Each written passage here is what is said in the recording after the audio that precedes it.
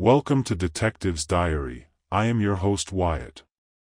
Drop a comment and tell us which city or garden you're tuning in from.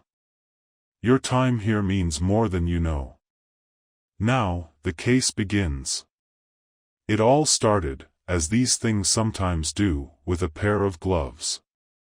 Not mine, not Wolfe. She doesn't wear them, and I don't need them unless I'm dealing with something stickier than a typewriter ribbon. They were white, silk, and pristine, and they belonged to a woman who didn't seem like the kind to wear anything impractical unless she wanted to make an impression. Which she did. She arrived at the brownstone precisely 1 minute past 11, ushered in by Fritz after the usual dance about whether Mr. Wolfe was accepting visitors. He wasn't, technically. But Fritz had taken a look at the lady, tall, composed, late 30s, wearing a navy skirt suit you'd sooner find in a Fifth Avenue window than a taxi, and decided she qualified as a justifiable disturbance. I was at my desk, sorting the mail and contemplating the least offensive bill to open first. She stepped into the office with a calm that didn't match her knuckles, which were bone white beneath those famous gloves. I stood, gave her my best polite smile, and said, "You've just made it into our select club. Welcome to the sanctum sanctorum." She smiled back, faintly. "I need to speak to Mr. Wolfe. It's urgent, but not noisy." That was a clever line. Wolfe hates noise, metaphorical or otherwise. I gave her a once-over, decided she wasn't peddling insurance or conspiracy theories, and buzzed through to the plant rooms. Wolfe's voice came back dry as overcooked veal. "Archie. I am engaged in epiphytic rotation." "She says it's urgent," I replied. "But not noisy. Her gloves are white silk, her heels are practical, and her tone is rich enough to butter toast. I'd guess the Upper East Side has a locked jewelry drawer." There was a pause. 5 minutes, Wolfe said. That was his version of rolling out the red carpet. I led her to the red leather chair opposite Wolfe's, and he entered shortly after, wiping his hands on a linen towel like a surgeon postoperative. He took his seat, grunted, and looked at her without a word. She didn't flinch. She also didn't sit, not right away. "My name is Evelyn Harrow," she said. "You may know my husband, Stuart Harrow." Wolfe let his eyelids lower a millimeter. "The architect." "Yes. He is designing a new gallery wing for the Hollandale Museum. It's to be his legacy project." She drew a breath. Last Friday, a very specific file vanished from his home office. It contained not just plans, but sketches, contract proposals, and a private letter. It hasn't been misplaced. It was taken. I leaned back in my chair and folded my arms. "Are you sure about that?" "Positive. Stuart would never misplace something so crucial. And I saw him place the envelope in the bottom drawer myself the evening before." "What was in the letter?" Wolfe asked. She hesitated. "A personal matter. Not a criminal. But potentially embarrassing. To him. To the museum. And possibly to the family of the donor." "Was the donor alive?" I asked. "No. But her daughter is. And she is not aware of the contents. Nor should she be. The theft occurred 2 days after the garden terrace dinner she hosted for the board. There were 20 people. Family, museum patrons, Stuart's partners." Wolfe sniffed. "And you came to me rather than the police." "The police would want a crime. This is more surgical. I need discretion. Recovery. Not headlines. Pa, Wolfe said. You are employing the language of dignity to mask apprehension. Perhaps, she admitted. But I'm willing to pay your fee, twice over, to ensure that the matter is resolved quietly. He looked at her for a long moment. Why not confront your husband? I did. He believes he misplaced it. I do not. That is inconvenient, Wolfe muttered. I turned to Wolfe. You don't normally bite on something this murky. I am aware. He turned back to her. Do you suspect anyone? I have a feeling, she said, and then, for the first time, she sat. I don't know which one, but someone at that dinner has the letter. Or had it taken. Wolfe's lips pressed together. Archie will take names. And details. I reached for my notepad. Let's start with the guest list. And if it turns out one of them borrowed more than a glass of wine off the terrace, we'll make the introductions. She leaned forward, reciting names as if assembling a chessboard, each piece moving in some subtle alignment only she could feel. A museum curator. A partner with a liquor license. A niece with a silent stare. A silent investor who smiled too much. All plausible, all respectable. All within arm's reach of the missing file. By the time she finished, Wolfe was already checking the clock. Enough, he said. You will send me photographs. On the terrace. Of the office. And of the file drawer. Yes, Mr. Wolfe. You may also send your check. She didn't flinch at that either. After she left, Wolfe turned his chair an inch to the right and closed his eyes. I stared at him. That was fast. You're in. I am, he said, eyes still shut. Why? He gave a lazy shrug. I dislike theft. Particularly when it is dressed in civility and served with chilled wine beneath a trimmed arbor. It offends me. I grinned. Well, then. Shall I begin with the terrace crowd or the file drawer? Begin, he said, with the terrace. That was my cue to roll. And the game, as they say, was afoot but not in the foggy streets of London. Just behind a garden hedge on East 35th, where gloves were worn in the daylight, and secrets came out at night. There are two ways the brownstone gets disturbed. One is if someone raises their voice. Wolfe hates that worse than a watered-down sherry. The other is if people show up unannounced and expect to be taken seriously. Evelyn Harrow had earned her slot by invitation. But the three who came knocking the next morning? That was something else entirely. It started with a phone call at 9:03 a.m., right as Fritz was setting out Wolfe's breakfast tray. I was nursing my first coffee of the day and mentally bracing myself for a trip to the Harrows' terrace, when the phone rang sharp and quick. Brownstone, Goodwin speaking. I assume this is the residence of Nero Wolfe? The voice asked.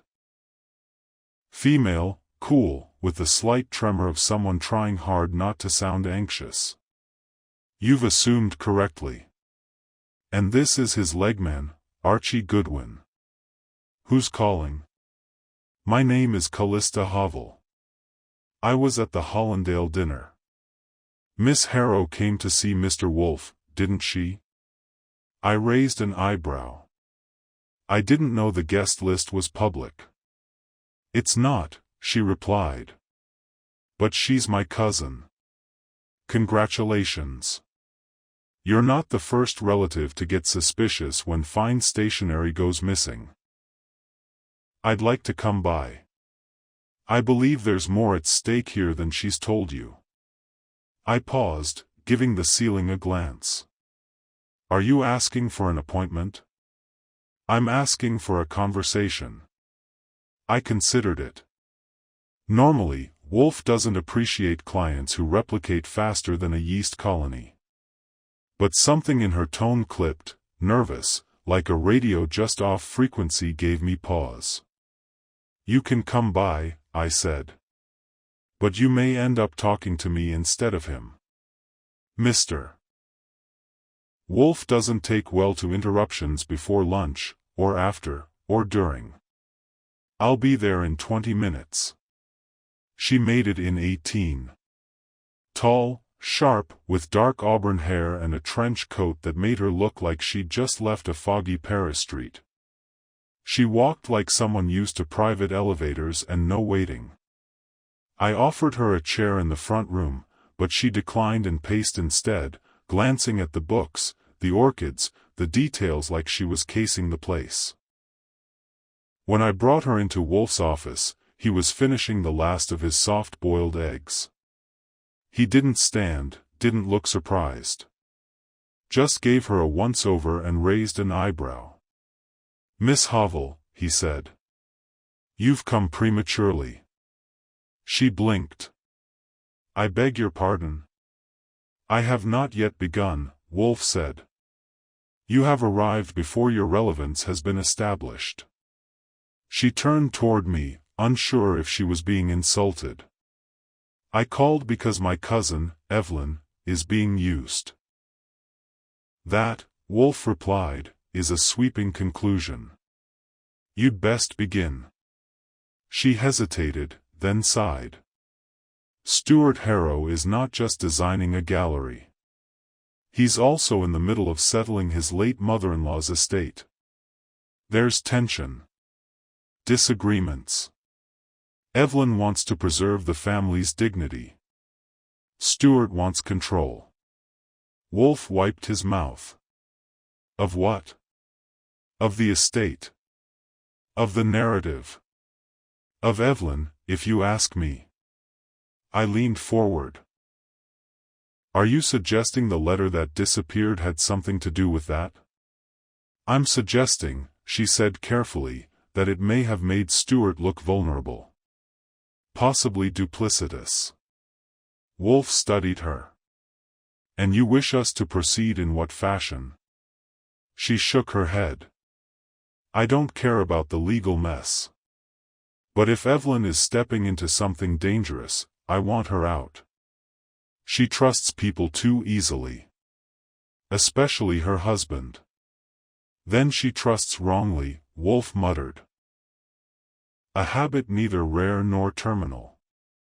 Until it is. There was a long silence. Wolfe closed his eyes. Miss Hovell, I permit you this visit. But I do not require your input unless summoned. She opened her mouth to protest, then stopped. After a moment, she nodded, turned sharply on her heel, and left without saying goodbye. When the door shut, I looked at Wolfe. Well. That was refreshing. Shall I expect the other 18 dinner guests to show up by noon? No, he said. But 2 others will. He was right. At 10:37, a man named Gareth Thorne rang the bell. Slick hair, wire-rimmed glasses, charcoal overcoat. Said he was on the museum board and just wanted to clarify a few things about the missing file of which, according to him, he had no direct knowledge. And yet here you are, I said, watching his eyes flit around the room. Clarifying things. Miss Harrow contacted me yesterday, he said. I'm only here because I care about the museum's reputation. That was a phrase I'd heard more times than I cared to count. It usually meant someone was about to care a little too much about burying the truth. Wolfe didn't even bother coming in for that one. I took notes, asked polite questions, and showed Thorne the door after 15 minutes of pure-scented generalities. But the kicker came at 11:15, when Saul Panzer called. Saul doesn't call unless something's already breathing down your neck or you've asked him to breathe down someone else's. This time, it was the former. I caught wind of something odd, he said. Your architect client's name came up on a background probe I ran for a totally separate job. About 2 months back. What kind of probe? Private acquisition. Art valuation. Seems Harrow tried to quietly sell a painting he didn't own. Backed off last minute. No formal charge, but flagged. I felt my pulse tick up. And the painting? An early Monterini. Estate of Edith Lane. The same donor connected to the Hollandale expansion. I sat back in my chair and exhaled. That doesn't smell good. No, Saul said. It smells like rot covered in cologne. I thanked him and hung up. When I returned to the office, Wolfe was staring at the ceiling, fingers steepled. Let me guess, I said. You already knew about the Monterini. I suspected, Wolfe said. But I required confirmation. So we've got a letter gone missing, a husband with a reason to make it vanish, and now a cousin who's suddenly become very interested in her cousin's safety. Yes. And 3 visitors in one morning. A cascade, Wolfe said. Predictable. I allowed the breach. Are you going soft? No. I am tolerating chaos to define its shape. Great, I muttered. Meanwhile, I'm expected to make sense of a garden party full of phony smiles and buried grudges. Wolfe's eyes opened. You will go to the Harrows. Examine the terrace. Speak to the housekeeper. Discreetly. The disturbance is in the details. He closed his eyes again, which was his way of saying the audience was over. So I grabbed my coat, my notebook, and my best smile for sniffing out lies.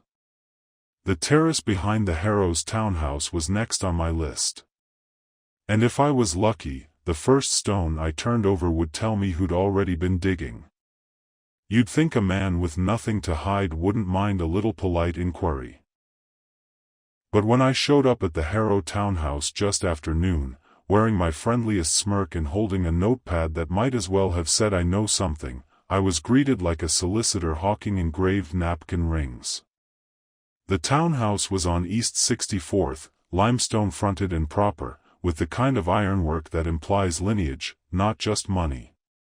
The door was opened by a young woman in a slate-gray uniform. I figured who looked at me like I'd tracked in city grime. Mr. Goodwin, is it? She asked. That's right. And you are?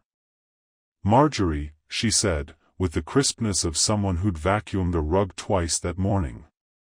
Mrs. Harrow said you might visit. I was ushered into a sitting room that smelled faintly of lilies and discipline. The furniture was expensive but not flashy, like everything in the place had been curated to suggest taste without warmth. A half-finished glass of iced tea sat on a coaster. No condensation. Someone had recently fled. Marjorie stood, hands folded. Mrs. Harrow is not in. I don't need her just yet. I came to look at the terrace. Her brows rose a half-inch. May I ask why? You may. I probably won't answer. But if it helps, I'm here on her instructions. She studied me a moment longer, then nodded toward the rear of the house. I followed her through a sunroom to a set of French doors, which opened onto a garden terrace that looked like it belonged in a horticulture magazine. Flagstones ran in clean lines between potted boxwoods and low urns bursting with purple sage and miniature roses. A teak table, large enough to seat 10, sat under a retractable canopy, and beyond that, a sculpted hedgerow framed a narrow stone path that disappeared behind a curved wall. Peaceful. Serene. A fine place to stage a betrayal. This was the scene of the dinner? Yes, Marjorie said. Friday evening. 7 to 10. Mr. Harrow likes to be precise with schedules.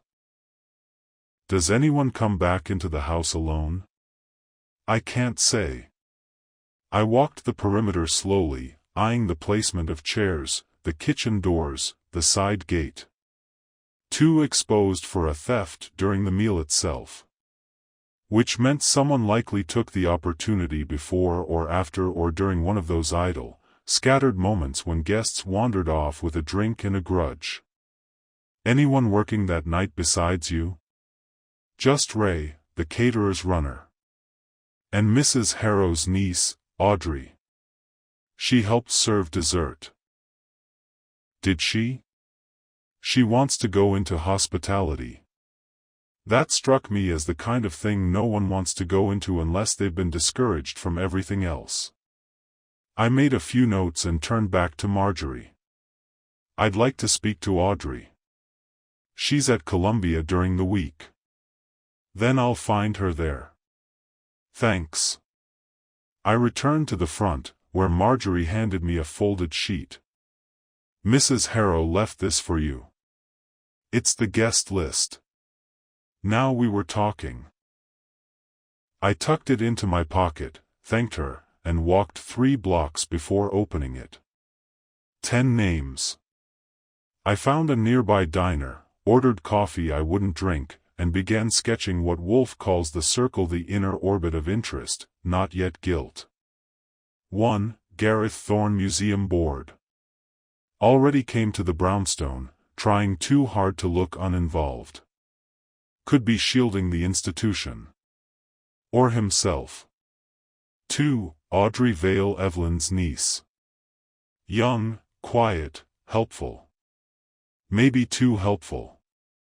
3. Callista Hovel cousin. Already making noise, but more protective than evasive. Still, Wolfe would want her on the board, not just the bench. 4. Stephen Murrow Gallery donor's grandson. Recent art history graduate with an inheritance dispute hanging over his head. 5. Dr. Lenora March Hollandale curator. Known for her sharp tongue and even sharper administrative memory. The letter might embarrass her. 6. Victor Quayle Stewart's law partner. If there's a deal in the shadows, Quayle's probably somewhere nearby with a pen. 7. Lucille Borden Museum patron and gossip columnist. If the letter hinted at scandal, she'd consider it Christmas. 8. Claude Wren freelance appraiser. Connected to the Monterini painting Saul mentioned. Red flag. 9. Julian Cray investor. Known for quiet influence and quieter threats. 10. Evelyn Harrow client. But no one gets a permanent pass. I started with Stephen Murrow, mostly because he lived 2 blocks from the diner. He opened the door of his loft in jeans and a half-buttoned shirt, with hair like he'd just left a wind tunnel. "Oh," he said. "I didn't know there were door-to-door detectives now. You missed the memo. I'm not selling Bibles." I held up my ID. "I'm looking into something from the Hollandale dinner. You remember the evening?" "Sure. The shrimp was overcooked. Thorne lectured about bronze statuary for 20 minutes. Lucille drank most of the Sauvignon Blanc. Did you go inside?" "Bathroom break. Powder room. 2nd floor. Want me to swear it?" "I might." "What do you do for a living, Stephen?" "I curate private collections. Catalog. Authenticate. That sort of thing. Does Monterini ring any bells?" His jaw twitched. Old family piece. Legally settled. Which family? He gave a thin smile. You already know. That was enough for now. I left with a wave and circled toward Dr. Lenora March's office at the museum. She was efficient, polished, and as pleasant as a tax audit. I'm sorry, she said, but Mr. Harrow's personal affairs are not within the scope of my professional concern. Sure, I said. But his missing file might end up as the museum's concern. She looked up sharply. I have no knowledge of that. Were you in the house? I stepped in for a coat. The weather turned suddenly. Did you see the study? She gave me a tight-lipped smile. It's not a crime to appreciate good architectural woodwork. That was enough to bump her higher up the circle. By 400, I'd spoken to 5 of the 10, and the trend was already forming. Each one had proximity, motive, and the polished ability to lie with a straight face. The file wasn't just about a letter, it was leverage. Who wanted it, and why, was still behind that garden wall. I called Wolfe from a phone booth outside Lucille Borden's building. Well? He asked. They're respectable, rich, and shifty. No one admits to being in the study. Everyone had reason to want that letter gone. And Evelyn Harrow? I think she's trying to save face and marriage in equal parts. But she's not clueless. She knew this would stir sentiment. There was silence for a beat. Return, Wolfe said. Bring the list. Bring your impressions. And bring that phrase powder room with you. That last bit caught me. Why? I'll tell you when you arrive. He hung up, which meant the curtain was rising. Wolfe had started sniffing the air, and that meant someone in our tidy circle was about to sweat under the lights. When Nero Wolfe tells you to bring a phrase with you, it usually means he's already turned it over in his head and found something sticky on the underside. So when I walked back into the brownstone just past 5 with the words powder room tucked in my mental breast pocket, I knew I'd be getting more than a warm welcome and Fritz's evening canapes. Wolfe was in his office, of course, seated like a monarch in his yellow leather throne. He had a book open, Vermont butter churns, if you can believe it, but he wasn't reading. Just flipping the pages with slow precision, like they offended him with their existence. I sat down across from him and slid the guest list onto his desk. Powder room, I said. Wolfe didn't look up. The young man Murrow claimed to use it? That's right. Claimed he went inside for a bathroom break. 2nd floor, powder room. Wolfe grunted. An idiotic construction. It's a common phrase, I said. So is open bar, he replied, but it tells us little about the guest's behavior. When a person enters a residence under pretense, particularly one as nebulous as a bathroom visit, they gain opportunity without scrutiny. That is the advantage of a powder room. I nodded. You think he took the file? I think, Wolfe said slowly, that several people had occasion and motive. Murrow simply volunteered proximity. Which, as you know, is rarely accidental. That was my cue to start the second round of legwork, the deep dive sort. The kind where you look less for what people say and more for how they behave when you ask them what they don't want to tell you. I started with Audrey Vale, the niece. She was holed up in a Columbia dorm, studying hospitality management, which I assumed meant she knew the correct fork for every kind of salad but had no clue how to spot a liar. We met at a campus cafe. She wore a cardigan 2 sizes too big and sipped her chamomile like it held the secrets of the universe. I really don't know anything, she said for the 3rd time. I just helped set the table and cleared dishes. Sure, I said. But people talk. Especially when they think the help isn't listening. Her eyes flicked up. You think someone said something? I think someone did something. And I think you may have seen who wandered inside while the rest were debating whether modern sculpture counts as art. She hesitated. There was a moment during dessert. Mrs. Borden dropped her napkin and needed assistance. I went to the kitchen for club soda, and when I came back, Dr. March was inside alone. Inside where?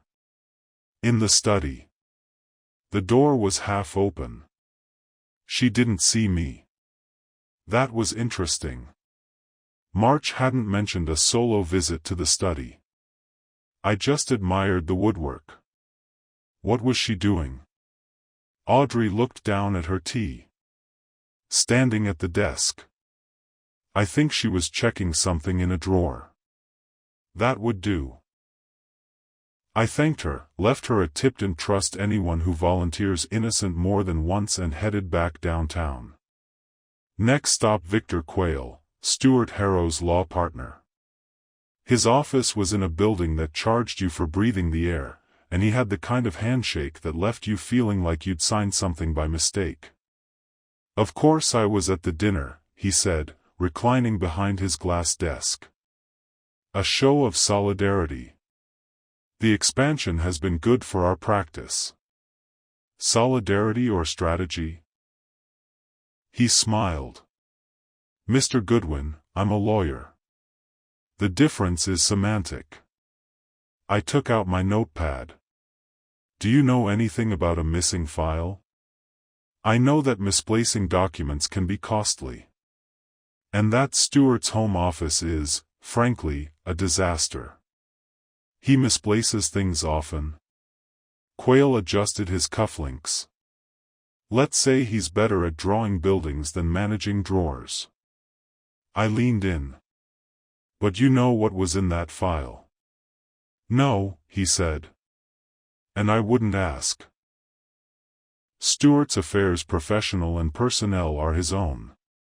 But the donor's letter might pose a legal risk. If it contains promises or references to disputed property. He stiffened, just slightly. You're well informed. I will try. Was Claude Wren involved in the donor's appraisals? Briefly. But we went with someone else. That was new. Wren had touched the periphery, then gotten cut. A motive, maybe? I made a note and stood to go. Mr. Quayle, I said, if you had to guess who might benefit from that letter never seeing daylight. He cut me off. I don't know. I litigate. Another dead end. Or maybe a live wire too careful to trip.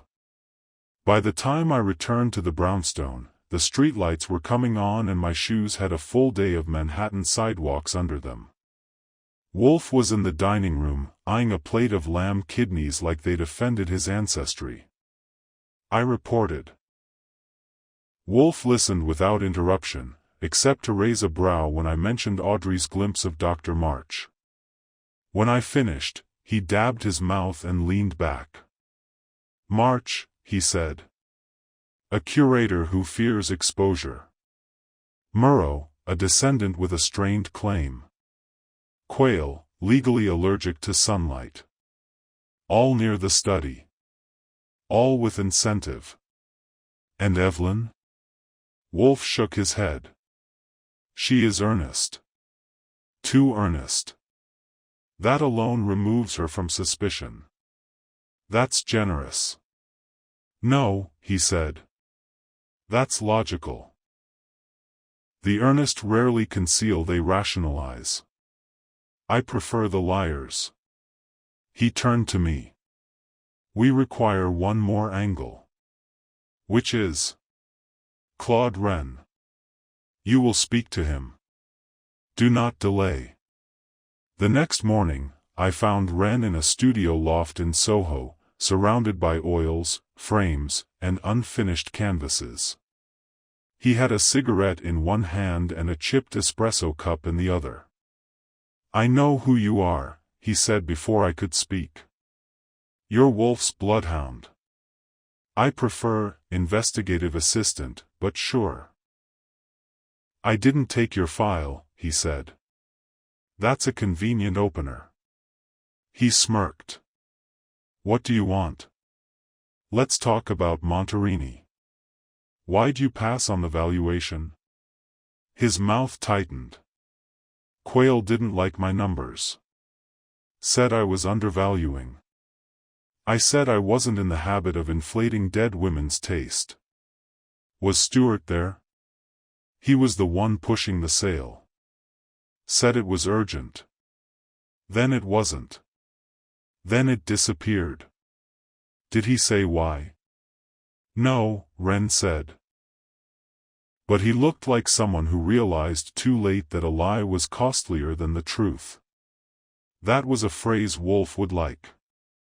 Back at the brownstone, I laid out the kitchen entry, the study access, the powder room excuse, March's fib, Quayle's caution, Wren's bitterness. Wolfe listened, still as a statue, fingers pressed against each other like he was building a cathedral out of thought. "Tomorrow," he said, "we rattle the cage." I raised an eyebrow. "Already?" "Yes. We've collected our birds. Now let us see who sings." The brownstone has its own rhythms. From the outside, it looks like a perfectly contained world, one where everything runs on Wolfe's schedule, Fritz's food, and my legs. But when a case gets close to home, even that well-oiled machine starts to hum a little off-key. The day after my round with Claude Wren, Wolfe issued no instructions. That alone was cause for suspicion. He spent the morning in the plant rooms, longer than usual, and returned just before noon, silent and brooding. That was when the subtle trespass happened. Now, don't get excited, there was no broken window or shadowy figure in a trench coat. The kind of trespass Wolfe takes seriously doesn't leave footprints. It leaves disarray. Slight, almost invisible. But in a place where everything has a place, even 1 inch of misalignment makes a man like Wolfe sit up straighter in his chair. It began with a bottle. At 12:07 p.m., Fritz brought in the lunch tray. Cream of celery soup, sliced veal tongue with mustard sauce, and a small jar of Wolfe's prized Hungarian paprika, which Fritz used only with express permission. It sat near the corner of the tray, just next to the salt cellar. Wolfe looked down at the tray, frowned, then stared at the jar as if it had insulted him. He didn't speak, just picked up the paprika bottle and turned it slowly in his hand. "Fritz," he said. "Was this where you found it?" Fritz blinked. "Yes, sir. Exactly where it always is. Left side of the second shelf, behind the tin of caraway." "No," Wolfe said firmly. "It was not." I looked up from my notepad. "It's paprika, not plutonium." Wolfe ignored me. He set the jar aside and stared at the tray like it was a crime scene. After a moment, he turned to me. "Archie." "My office." "Now." I followed him in, and the door clicked shut behind us. He remained standing, a rarity in itself, and placed the jar on his desk. "This," he said, "is a violation." I sat. "Of what?" "The spice rack?" "Of the brownstone." I waited. "Someone entered the kitchen between midnight and 9 this morning," he said. "Someone who does not live here." "You're sure?" "Yes." The paprika was moved. Slightly. But enough. The lid is misaligned. The label is not centered. And there is a trace of minusculeif residue on the thread of the cap. You're telling me someone broke into our house last night and tampered with the condiments? Wolfe gave me a look that could curdle cream. I am telling you someone was here. And they handled this. Why? That, he said, is the question. And you will now determine the method of entry. So that's how I spent the next 2 hours on hands and knees, crawling through the brownstone like a contractor with a paranoia problem.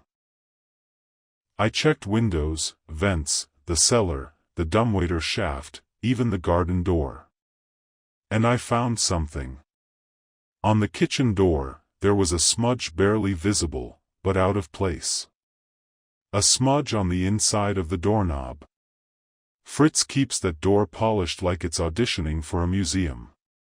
This was fresh. A partial print, even. No forced entry, no scratches. Which meant whoever had been here had a key. I called it in to Wolfe, who was waiting with the patience of a slow-cooked roast. Keyed entry, I said. No break-in. Door relocked. Finger smudge on the inner knob. He nodded. So. Not a burglar. A visitor. Or an invited guest who returned later. Which narrows it to everyone on our list, he said grimly. Lovely. Any guess what they were after? No. But they chose to handle the paprika. Maybe they were planning to poison you and changed their mind. Imbecile. If they wished me dead, they'd choose cyanide or bullets. This was a message. A subtle one. Indeed. A declaration of reach. That's how Wolfe put it. Not an act of violence. Not even sabotage. Just an act of presence. A whisper left in spice. We spent the afternoon reconstructing the guest list with one filter. Who could have gotten a key? The Harrow's staff? Audrey? Quayle? Anyone close enough to the household to borrow a copy, unnoticed. And bold enough to enter the brownstone to plant what, exactly? A signal? A warning? The answer came, indirectly, that evening. At 5:42 p.m. Fritz opened the door to another visitor, Dr. Lenora March. She was not expected. She walked in wearing a charcoal coat and dark gloves, her posture straight, her expression composed. But her eyes were sharp. I won't stay long, she said. I just came from the museum. Something odd happened. Please, Wolfe said, without moving, sit. She did. Only then did she let the tension show. This morning, she said, the museum's acquisition records were tampered with. 2 files, digital and paper, regarding the Hollandale estate donation. Specifically, the Monterini. Wolfe lifted a brow. No theft, she said. But the access log shows someone entered the system at 3 a.m. and printed a page. Then deleted it. Security footage? Static. A glitch, they said. Very convenient. And the physical file? Still there. But one page is missing. Torn cleanly. I leaned in. Which page? The letter of attestation. Confirming authenticity. And donor intent. That landed like a chess piece slamming down. Let me guess, I said. The letter was signed by Edith Lane, the donor. And it mentioned someone by name. Dr. March gave a curt nod. Stuart Harrow. Wolfe exhaled, deeply. That, he said, was the true file. The one that vanished from the house was a decoy. I blinked. You think the museum held the real leverage? Yes. The copy in Stewart's office was for appearances. The original resided where it had to be under institutional seal. Until it wasn't. Dr. March stood. I wanted to tell you before the board does. You have enemies now, Mr. Wolfe. One of them is methodical. He gave a small nod. Good. I prefer enemies who believe in structure. When she left, the brownstone was quiet again. Too quiet. I stood at the window, watching the street. So, what now? Now, Wolfe said, we prepare for the next intrusion. Expecting more paprika sabotage? No, he said. This time, they will not leave the kitchen. They will enter the office. It wasn't paranoia. Not with Wolfe. It was prelude. You don't often find Nero Wolfe rattled. Displeased, yes. Annoyed, certainly. But rattled? That's a different species altogether. And when a man like Wolfe senses his domain has been infiltrated twice, no less it stops being a case. It becomes a siege. The day after the paprika incident and Dr. March's midnight revelations, Wolfe adjusted his routine with surgical precision. He cancelled the orchid schedule, postponed the wine tasting planned for Thursday, and even asked Fritz to prepare a simpler lunch. That alone sent shockwaves through the kitchen. Mr. Wolfe? Fritz asked with raised eyebrows, holding a modest tray of ham, radishes, and mustard on rye. Is everything in order? Everything, Wolfe replied, is precisely as it should not be. The mood in the brownstone was changing, and not just because the menu had lost its flourish. Wolfe's mind was shifting into a higher gear, and when that happens, things tend to get uncomfortable for everyone but him. At 10:42 a.m., he called Saul Panzer. Archie, he said, called Saul. He will come. He must. I made the call. Saul answered on the second ring. I've been expecting you, he said. You always say that. Doesn't make it less weird. Wolfe wants me. Does the Pope like incense? Get over here. Saul arrived just after noon, wearing his usual brown suit and unreadable face. Fritz let him in without asking. That's how you know someone belongs, they don't need to knock more than once. In Wolfe's office, Saul stood like a statue until Wolfe addressed him. I need a complete trace on the movement of Stuart Harrow, Wolfe said, between Friday evening and Tuesday morning. Details. Phone records. Where he went.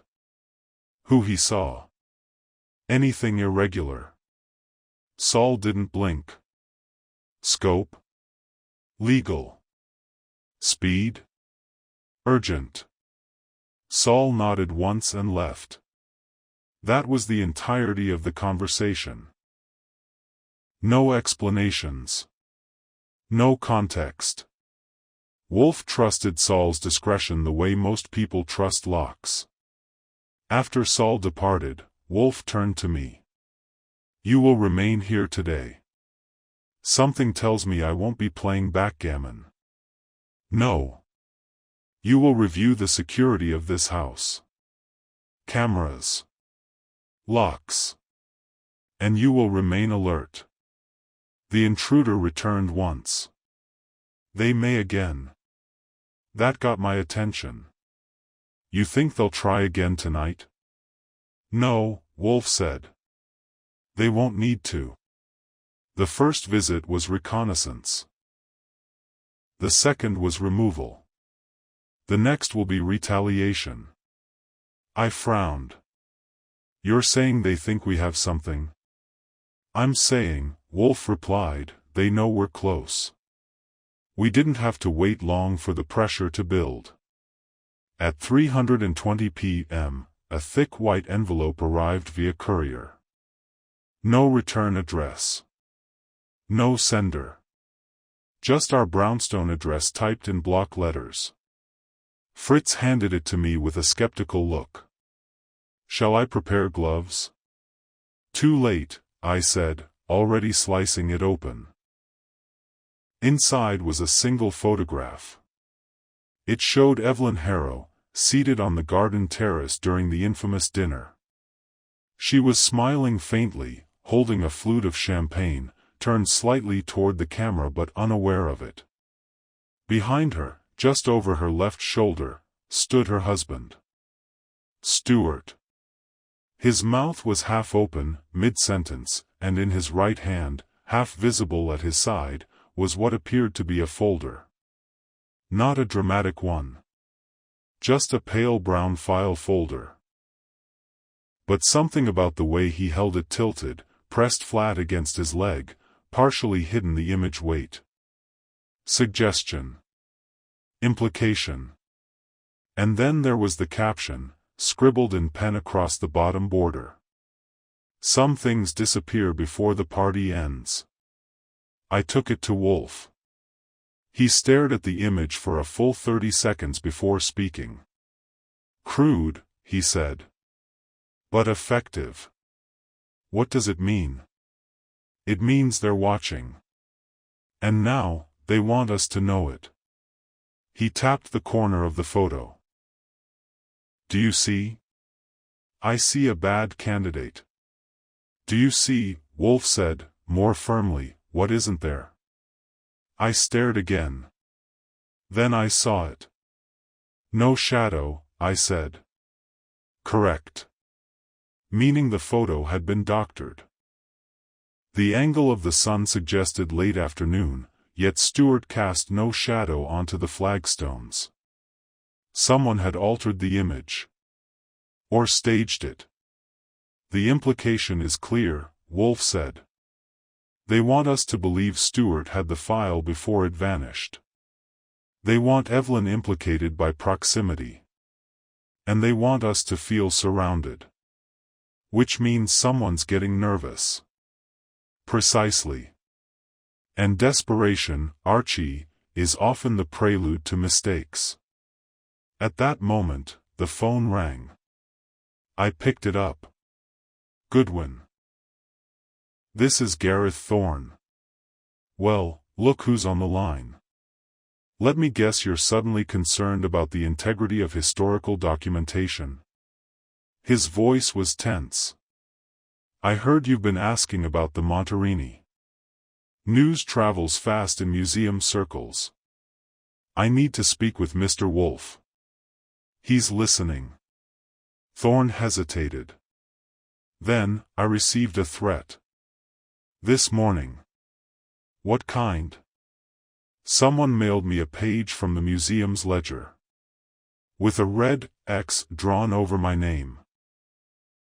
I raised an eyebrow and looked at Wolfe. He gave a barely perceptible nod. Do you still have the envelope? Yes. Bring it, I said. Now.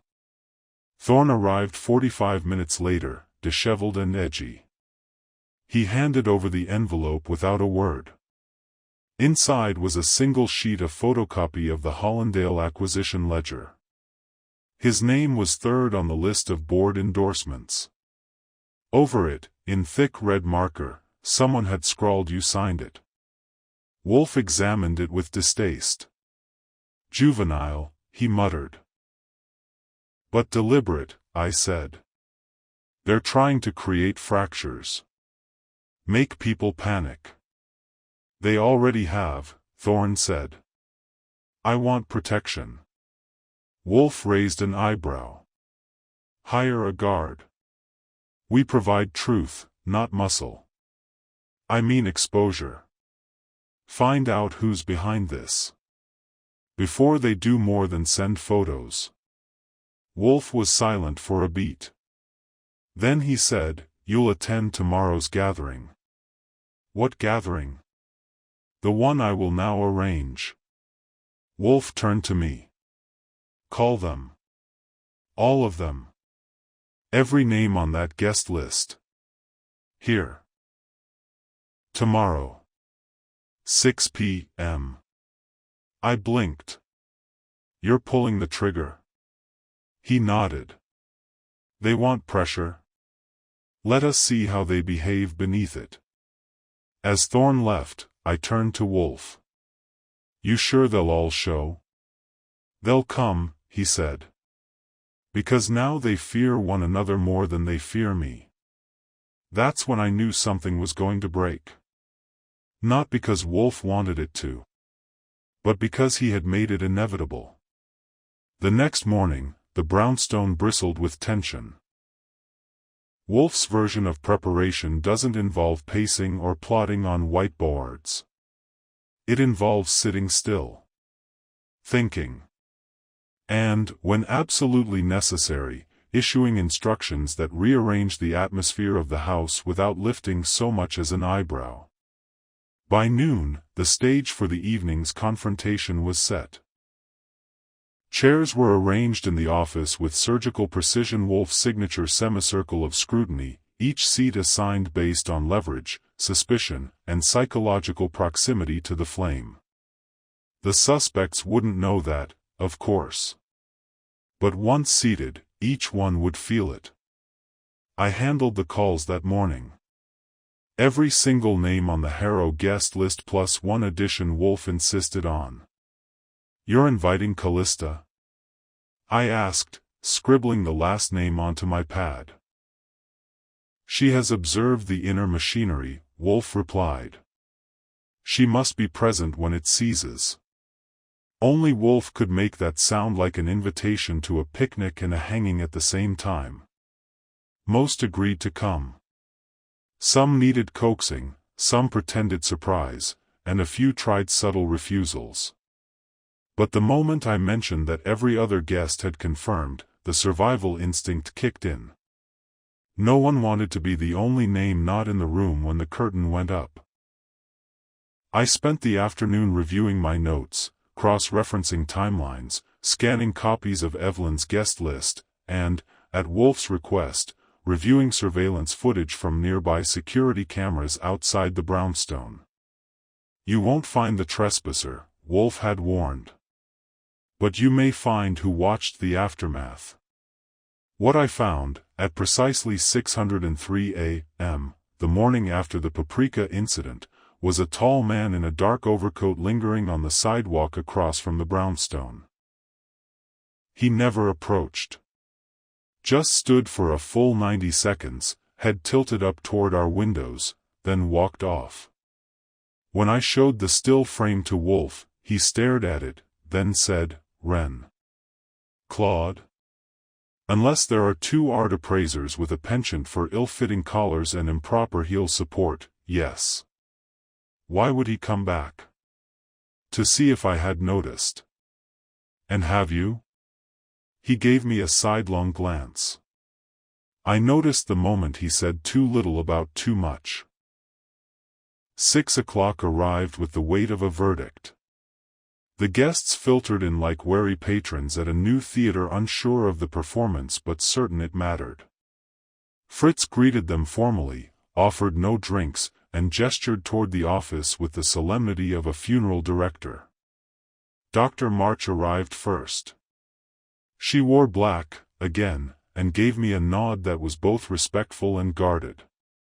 Thorne followed, still visibly rattled, envelope clutched in one hand like a security blanket. Victor Quayle arrived with that lawyer's gait, the sort that suggests everything is admissible but nothing is conclusive. Audrey Vale came with her coat wrinkled and her eyes wider than usual. Murrow, the art world heir with a chip on his collarbone, slid into his seat like he was auditioning for a role in a noir flick. Lucille Borden, dripping perfume and innuendo, made a comment about the brownstone's legendary gloom. Julian Cray, the investor, said nothing but scanned the room with reptilian interest. Claude Wren, last to arrive, took the seat Wolfe had placed nearest the bookshelf, deliberate, isolated, slightly off-center. And then Evelyn entered. She was calm, composed, dressed in navy with a single strand of pearls and the quiet air of a woman who had seen everything and decided not to flinch. She offered Wolfe a short nod. He returned it. Wolfe didn't stand. Of course not. He cleared his throat, which in his world might as well be the ring of a gavel. "You are here," he began, "because you attended a dinner. That dinner was, for most of you, uneventful. For others, it was a transaction. And for one of you it was an opportunity." He scanned the room, eyes steady, voice even. A document vanished. Two, in fact. One from a private home. The other from a public institution. Both related to the late Edith Lane and her estate. Specifically, to a painting and the question of who was promised what, and under what terms. Victor Quayle raised a hand. "Are we being accused of theft?" "No," Wolfe replied. "Not yet. You are being asked to listen." That shut him up. "I have no intention," Wolfe continued, "of detailing every inconsistency I have uncovered. But I will name 3. He raised a finger. "1. Dr. Lenora March told me she merely admired the woodwork in Mr. Harrow's study. She failed to mention that she was seen standing at his desk, alone, during the dinner." March's eyes narrowed. "That doesn't prove anything." "It doesn't need to," Wolfe said. "It proves you withheld access, not guilt." Second finger. 2. Stephen Murrow stated he went inside to use the powder room. On the second floor. The only problem is, the powder room is on the first. The second floor bath is not a guest facility. It is en suite. Unlocked that evening, perhaps, but clearly private. Murrow's smirk vanished. "And 3, Wolfe said, raising a third finger, Claude Wren told Mr. Goodwin he had no part in appraising Monterini. But museum records show otherwise. His initials appear on a preliminary condition report, dated 3 months prior to the donation." All eyes turned to Wren. He gave a dry smile. "That was a clerical oversight." "On your part?" Wolfe asked. "On theirs." Wolfe leaned back. "So. We have multiple individuals with opportunity. Several with motive. And at least one with the audacity to trespass into this house to move a jar of paprika by exactly 3 degrees. There was silence. Then, from across the room, Callista Hovell spoke. "So what's your theory, Mr. Wolfe? That someone broke in just to prove they could?" "No," Wolfe said. "They broke in to signal that they had nothing to lose." At that, the air changed. Wolfe folded his hands. "I will offer each of you one opportunity to speak. Say what you wish. Or say nothing. But tomorrow morning, I will deliver my findings to the board of the Hollandale Museum, the police if necessary, and if it comes to the press." Quayle stiffened. "You're threatening us." "No," Wolfe replied. "I'm offering closure. You may find it preferable to exposure." The guests looked at one another. Some leaned forward. Others shrank back. No one spoke. Until Evelyn stood. She turned to the group. "Stewart isn't here because I didn't invite him. He doesn't know I asked Mr. Wolfe to investigate. And if he did, he'd say I was being dramatic. But something's been wrong for months. And it didn't start with that letter. She looked at Wolfe. Find out who betrayed that dinner. And why. Then she sat. Wolfe gave a small nod. I intend to. And just like that, the positioning was complete. Everyone was in place. Everyone had been seen. The next step would not be invitation. It would be a revelation. It's a strange thing, watching a roomful of cultured people start to sweat. Not visibly but internally, like a rising tide against a sandbag wall. The kind of tension that creeps in behind the eyes and settles in the corners of the mouth. Wolfe hadn't moved from his chair. He didn't need to.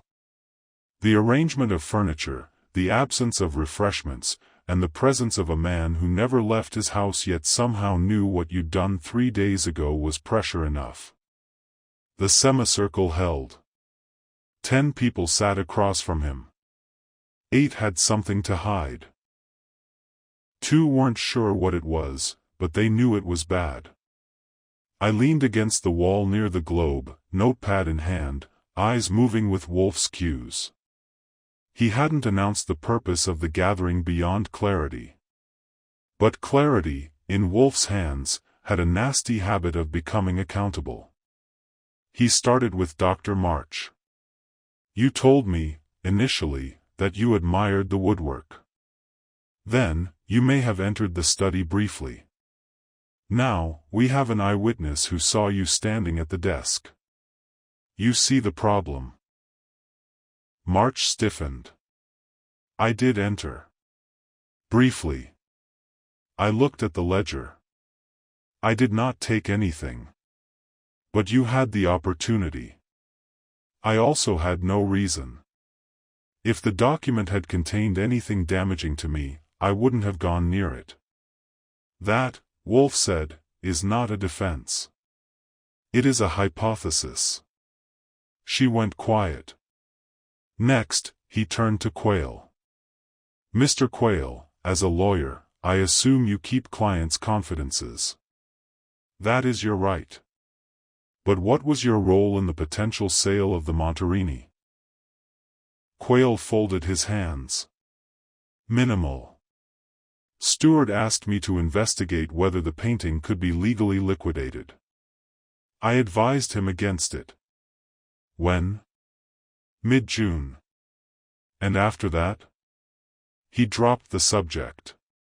Or so I thought. Wolfe turned slightly toward Claude Wren. Mr. Wren. You deny conducting a valuation. But your initials appear on a condition report. Wren crossed one leg over the other. I gave an informal opinion. Nothing binding. And you failed to mention this when speaking with Mr. Goodwin. I wasn't under oath. No, Wolfe agreed. But you were under suspicion.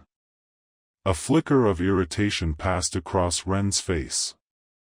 Then Wolfe's gaze shifted to Stephen Murrow. You claimed to visit the second-floor powder room. Yeah.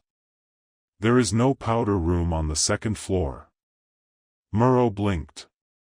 Well, maybe I misremembered. An unusual thing to forget, especially in a stranger's house. Murrow shrugged. I was looking for a quiet place. Maybe I wandered. Wolfe raised a brow. With a file folder? What? A file folder, Wolfe repeated. Like the one you were seen holding in a now famous photo captured during the dinner. That was someone else's. I offered to take it to the den for Evelyn. She didn't want it cluttering the table. Wolfe turned to Evelyn. Is that true?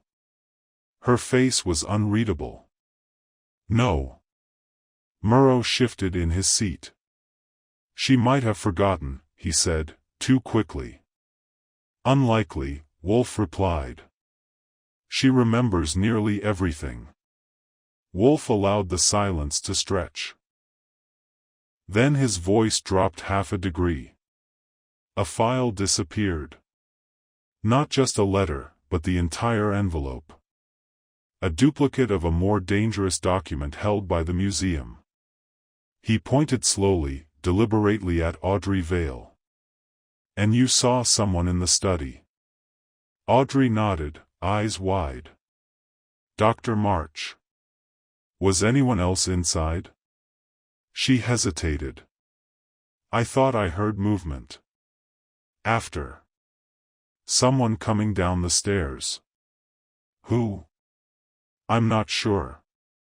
I thought it was Mr. Cray." All eyes turned to Julian Cray. He hadn't spoken until now. "I left early," Cray said. "I didn't go upstairs. I said goodnight to Mrs. Harrow, left through the side gate." Wolfe turned to me. "Archie?" I flipped through my notes. Audrey said she saw someone, not heard. But when I asked about noises later, Marjorie, the housekeeper, mentioned hearing the upstairs door open at 8:40 p.m., 20 minutes before dessert.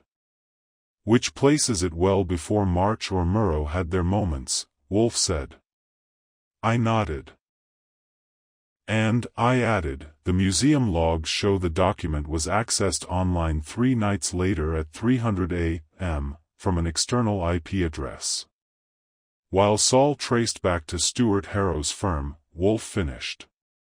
Audrey inhaled sharply. Evelyn closed her eyes. The trap had sprung. "But Stuart isn't here," Quayle said. "No," Wolfe replied.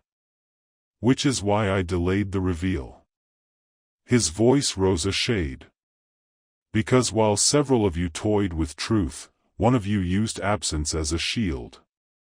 He gestured toward Wren. "You returned to the brownstone. You entered my kitchen. You moved the paprika." Gasps rippled. Wren stood. "This is absurd." "Is it?" Wolfe asked. "You're accusing me of what? Spicing your lunch?" "No. I'm accusing you of sending a message. You believed I had acquired the letter. You wanted to show you could reach me, even in my sanctuary." Wren's jaw tightened. "And what motive would I have? You were promised a commission. If the Monterini sold, you profited. If Edith Lane's letter surfaced, the painting would be locked up in litigation for years." I stepped forward. "And you were the one outside the brownstone at 6 a.m. on Tuesday." Wren's hands curled at his sides. "You have no proof." "No," Wolfe said, "only logic." He looked at the others. "But the letter, the real one, wasn't in my possession. It was returned to the museum anonymously this morning, postmarked the night after this meeting was announced. That was the coup de grace." "You feared exposure," Wolfe said, "so you cut your losses. You mailed it. But you left your fingerprints, Mr. Wren, on far more than paper." He turned to Fritz. "Call Inspector Kramer."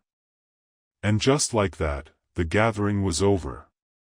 But the reckoning? That had just begun. The brownstone never felt more silent than it did after Wolfe spoke the words, "Call Inspector Kramer." It wasn't just quiet, it was sealed, like a vault. At that moment, the air in the office became heavy with the things no one dared to say. People don't like being accused. But what they hate more is watching someone else be accused when they've spent days twisting themselves into knots to stay 3 steps ahead of it. Claude Wren hadn't sat back down. He stood stiffly, as though fighting the instinct to bolt. His jaw worked silently, eyes scanning the semicircle like he was doing the math on whose silence he could buy. "You've made a serious mistake," he said finally, aiming it at Wolfe with more desperation than confidence. Wolfe raised and had no flourish, no heat. No. I've drawn a conclusion. That conclusion is based on nothing but inference and paranoia. Wolfe's voice was calm. Inference, yes. Paranoia, no. You revealed yourself the moment you failed to do what every guilty man tries first, to offer an alternate theory. Wren opened his mouth, then closed it. Score 1 for the sedentary detective. Before he could recover, Wolfe turned his eyes on the rest of the guests, those still in their seats, caught somewhere between relief and renewed dread. I will now clarify for your benefit what has occurred, Wolfe said. And what role each of you has played, knowingly or not. You could hear breathing tighten across the room. The document in question, a personal letter from Edith Lane, appended to the donation file, was never intended for broad disclosure. It was both a heartfelt expression of intent and a veiled rebuke. She made clear in that letter that the painting, the Monterini, was to be transferred to the museum in perpetuity, with no resale, loan, or reassignment permitted, specifically because of her distrust of the Harrow family's interest in the work. A murmur moved through the group like wind in a cornfield. Wolfe held up a hand. Stuart Harrow, despite having no claim, sought to control the painting. Initially, he attempted to pressure the board, via Mr. Quayle, to allow a temporary exhibit in a privately funded venue. When that failed, he moved to sell covertly, and quickly. Victor Quayle's face was pale. He said it was approved. Of course he did, Wolfe replied.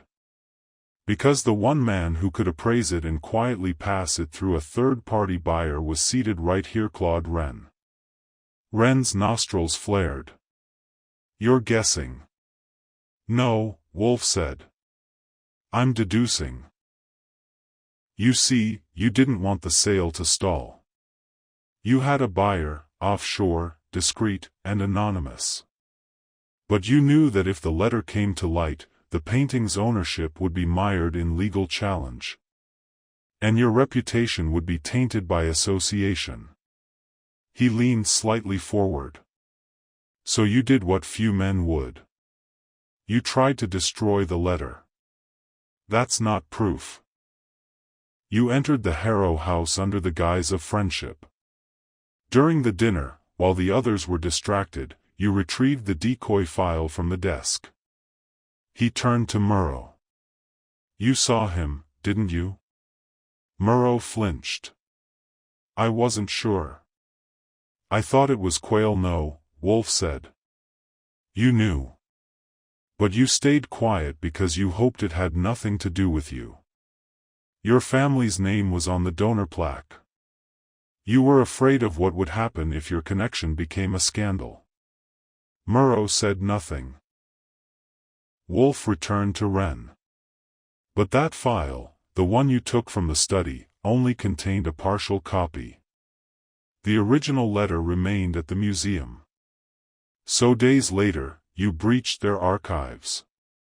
Printed the record. Removed the letter. And returned it, Wren snapped. So what now? That return, Wolfe said, was your mistake. Wren's jaw twitched. You did it anonymously, Wolfe continued, because you hoped that would reduce suspicion. You assumed that once the letter resurfaced, everyone would exhale.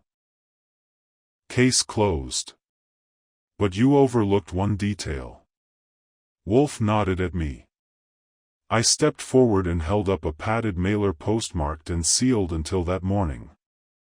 After the letter was received, I said, Saul pulled the envelope before it went to the museum archivist. Fingerprint analysis turned up partials, but one print on the inner flap matched a wine glass from the Harrow dinner. Claude's. Wren exhaled slowly, deliberately. Not angry. Cornered. You did all this over a painting? Quayle muttered.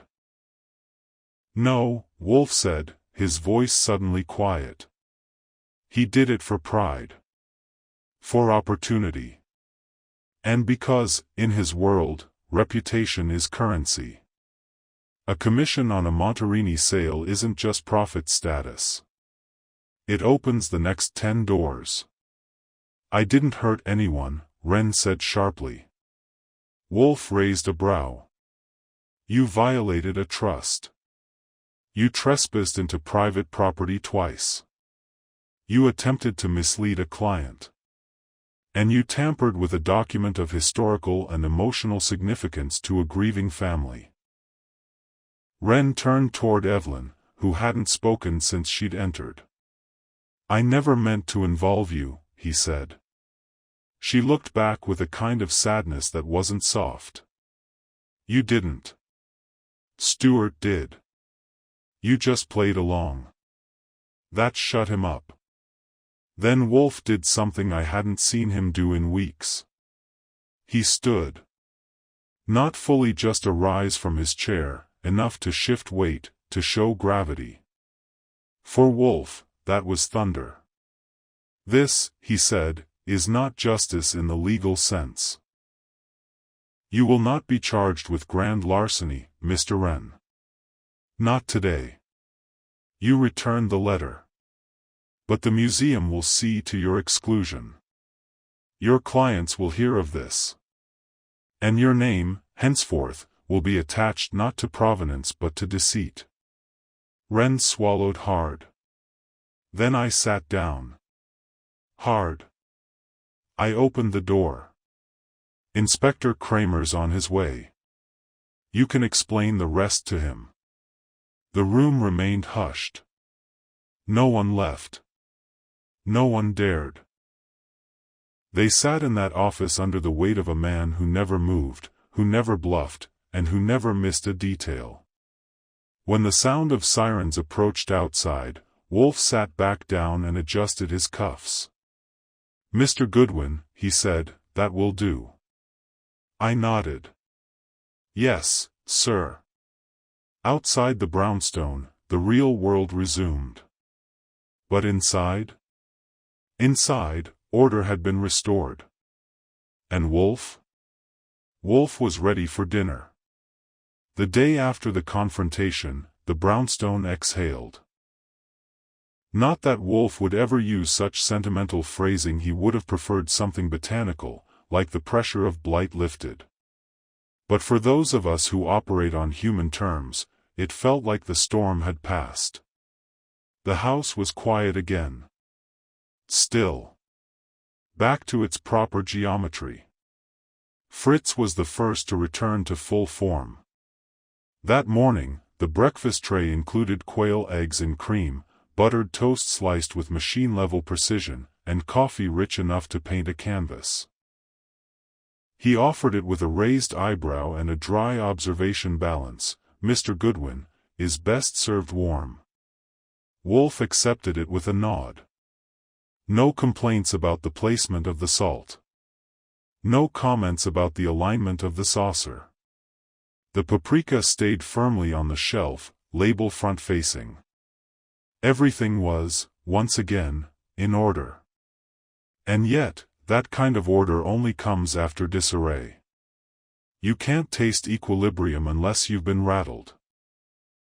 After the guests left last night and Inspector Kramer finished his usual combination of yelling, pacing, and grudging admiration, the office had settled into its natural habitat of late-night silence and Wolfe's quiet satisfaction. I'd stayed up reviewing notes, drinking Fritz's perfectly spiced hot cider, and waiting to see if Wolfe would offer his signature closing remark. He didn't. He simply went upstairs. That was its own kind of punctuation. This morning, the phone started ringing early. Reporters, board members, an assistant from the museum who wanted to schedule a confidential follow-up that would be anything but. I handled them like a seasoned gatekeeper. I am short, polite, and vague enough to qualify for sainthood. At 10:15 a.m., Evelyn Harrow called. Mr. Goodwin, she said, I'd like to come by. I'll have to check with Mr. Wolfe. I know, she said. But I'd like to speak with you first. That was new. She arrived at 11, dressed more simply this time with no pearls, no gloves. Just a soft gray coat and a face that looked like it had finally slept. I met her in the front room and gestured to the red chair. You're early. Wolfe won't surface until the end of the hour. But I'm listening. She sat without hesitation. You were right about Stuart, she said. But not in the way I feared. How's that? He didn't just want to control the painting. He wanted to erase a legacy he couldn't compete with. Edith Lane adored me. She didn't trust Stuart. That letter proved it. And Claude Wren? She nodded. He came recommended by Stuart. Now I understand why. I watched her closely. You said you wanted to speak with me first. Yes. She reached into her coat and pulled out an envelope. This is for Mr. Wolfe. I took it. Is this more evidence? No, she said. It's a check. A second one. I frowned. He doesn't work on commission. It's not for work, she said. It's for dignity. Because sometimes, restoring peace is more valuable than recovering property. I didn't know what to say to that. She stood. And thank you, she said. For seeing it all. Even when we didn't. Wolfe was in the dining room when I walked in. Lunch was a smoked trout salad with shaved fennel and lemon vinaigrette. He glanced up when I handed him the envelope. She returned. Briefly. He opened it, saw the check, and made a soft grunt. Shall I deposit it? No. I waited. She has done something rare, Wolfe said. She has paid for the silence that follows a truth. Let her keep it. I nodded and slipped it back into my coat. He didn't speak again until the second course. Then, as he lifted a forkful of dressed greens, he said, I have been thinking about paprika.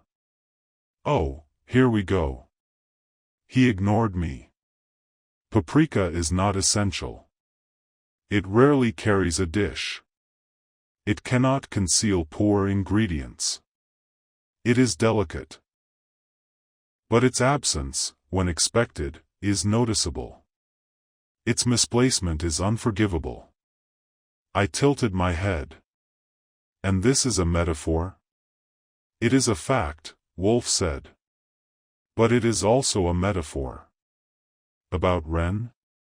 No, he said. About deception. The best lies aren't bold. They are small. Just enough to disturb balance. Just enough to leave you wondering what else has shifted. He put down his fork. That is the nature of betrayal. Subtle. Strategic. And never obvious until it is too late. I let that hang in the air. After lunch, I returned to the office. The semicircle of chairs had been cleared. The scent of orchids hung faint in the air.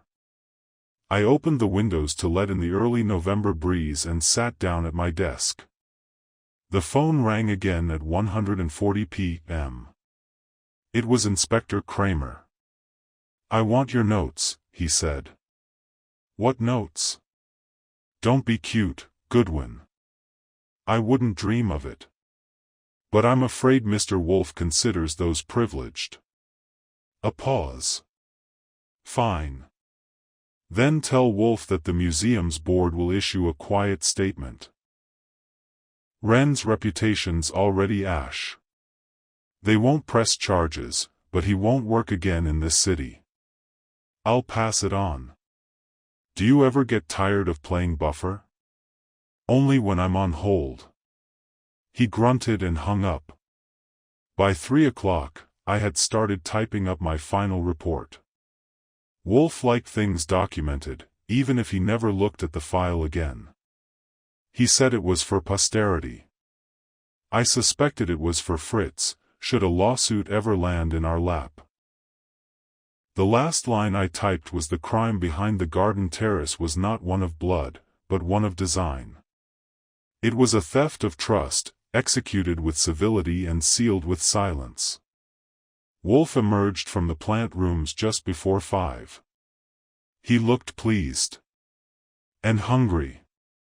Dinner at 7, Archie. Of course. Lamb? Fritz is ahead of you. Wolfe gave a slight nod.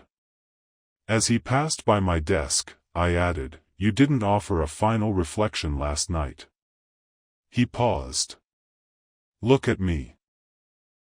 Then, in a low and firm voice, he said, "The greater the façade, the smaller the soul."